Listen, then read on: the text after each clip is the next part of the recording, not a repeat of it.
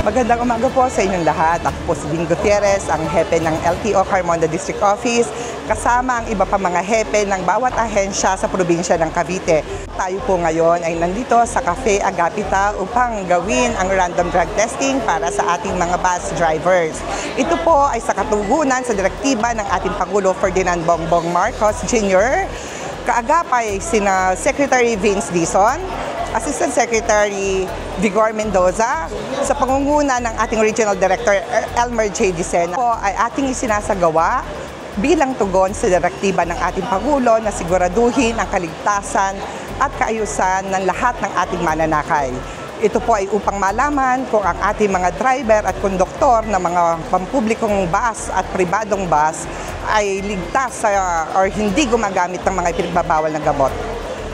Inaasahan po natin ang zero positive for drug test. Maraming salamat po. A total of 59 public utility drivers were tested. All tested negative for illegal drug use.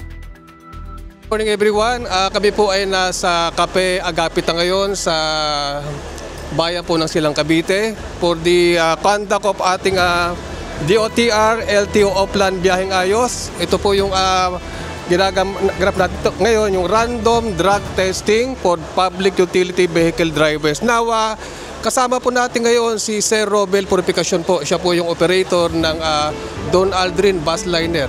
Ang linya po niya ay yung 13 PITX na opisyalis din po ng Kabowa, di Cavite Bus Operators natin. So, hingan lang po natin ng pahayag kung ano po ang masasabi niya po this conduct ng ating pong drug testing dito po sa lalawigan ng Cavite.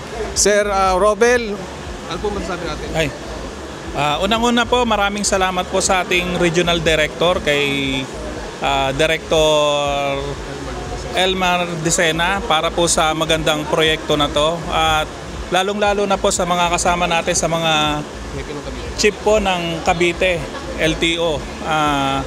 Nagpapasalamat po kami sa buong Cavite Bus Operators Association dahil napili nila kami na makilahok dito sa magandang programa para sa kaligtasan po ng ating mga mananakay.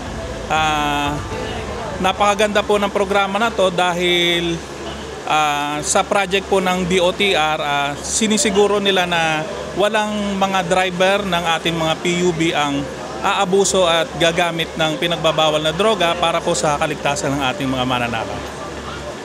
Yun po, sir.